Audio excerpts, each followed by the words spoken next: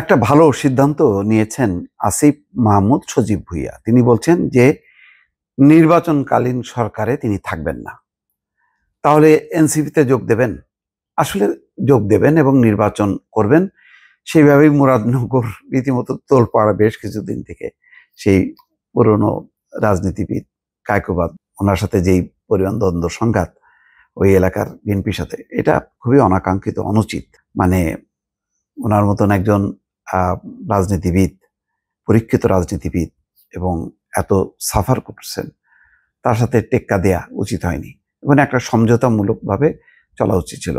কিন্তু দ্বন্দ্ব সংঘাত, সেটা খুব বাজে অবস্থায়। সেখানে আবার তার বাবার নাম বারবার চলে আসছে। নির্বাচনকালীন সরকার না। আমি মনে করি আসিফ মাহমুদ সজীব ভুঁইয়ার, আমি বারবার বলি যে তাদের প্রতি আমার চরম শ্রদ্ধা আছে, পরম ভালোবাসা আছে। এই ভালোবাসা এবং শ্রদ্ধার সত্ত্বেও আমি মনে করি যে যারা এনসিপি করবেন, যোগ দেবেন, নিশ্চয়ই অনেক আগে থেকেই চিন্তা করছেন, তারা দয়া করে সরকার থেকে চলে যান। ডক্টর মোহাম্মদ ইউনূস বলতে পারবেন না, কারণ তিনি বলেছেন ছাত্ররা আমাকে ক্ষমতায় বসছে। আসলে তাই। নাহিদ ইসলাম, সার্জিস, আসিফ, হাসনাত এরাই তো সিদ্ধান্ত নিয়েছে। এখন তিনি বলেন কিভাবে যে বাবা তোমরা যাও, মানে আমার জন্য একটু বিব্রতকর অবস্থার মধ্যে পড়ছি, আমি নিরপেক্ষ থাকি।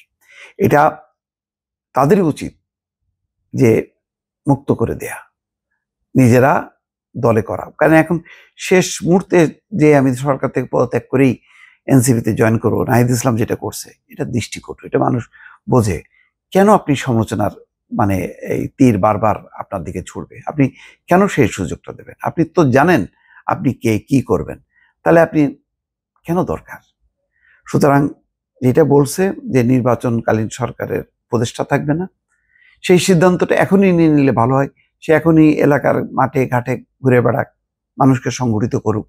এনসিপি নতুন যে তারা স্লোগান দিছে, ইনকিলাব জিন্দাবাদ বলতেছে, তারপর কি নতুন সংবিধান চাই, যা চাই তা নিয়ে জনমত গঠন করুক। তো সেটা সরকার থাকলে তো হয় না। সরকার থাকলে বরং, যেটা বারবার সমালোচনা আছে, সরকারের সুযোগ সুবিধা নিচ্ছে, হেলিকপ্টারে ঘুরে বেড়াচ্ছে, এটা করতেছে, তা করতেছে, তার বাবা ঠিকাদারের লাইসেন্স করতেছে। এই সমস্ত সমালোচনাগুলো, এটা জনপ্রিয়তাটা তাদেরই বোঝা উচিত যে আমরা গত বছর 5ই আগস্ট জুলাই মাসে যেই জনপ্রিয়তাটা ছিল, সেই লেভেলটা কি এখনো আছে নাকি সেটা নিচের দিকে নামছে? যদি নিচের দিকে নামে তাহলে সিদ্ধান্ত নেওয়া উচিত। দেখেন শেখ হাসিনার আমরা এত সমালোচনা করি, শেখ হাসিনাও তো বুঝলো না যে তার পায়ের তলার মাটি একদম সরে যে একদম পানির উপরে ভেসেছিল। যদি বুঝতো তাহলে নির্বাচন দিত আর সরে দাঁড়াতো। শেষ মুহূর্তে মানে ক্ষমতায় থাকার জন্য কি কি করছে আপনারা জানেন।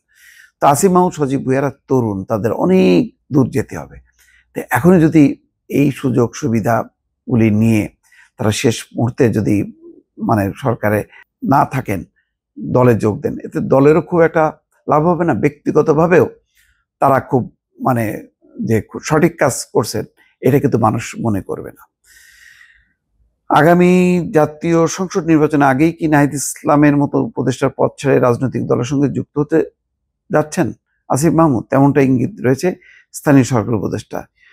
সরকার থেকে সরে দাঁড়ানোর বিষয়ে আসিফ মাহমুদ সজীব ভুঁইয়া বলেছেন, 2018 সাল থেকে আমি রাজনীতিতে যুক্ত, তাই নির্বাচনের তফসিল ঘোষণার আগেই সরকার থেকে সরে যাব। তো যেখানে পরিষ্কার, এখানে ওয়াহিদুদ্দিন মাহমুদ আছেন, সালাউদ্দিন আহমেদ আছেন, তারপরে ব্রিগেডিয়ার সাখাওয়াত আছেন, তারা যেখানে রাজনীতির কথা চিন্তা করছেন না, দুই একজন রাজনীতির কথা চিন্তা করবেন, সরকারে থাকবেন, আবার পরে মানে এনসিপিতে যোগ দেবেন, এটা ভালো দেখাচ্ছে না। আমি বারবার বলছি যে তাদের নিজেদের স্বার্থে আরো স্বচ্ছ পরিষ্কার থাকার জন্য সরে আসা উচিত।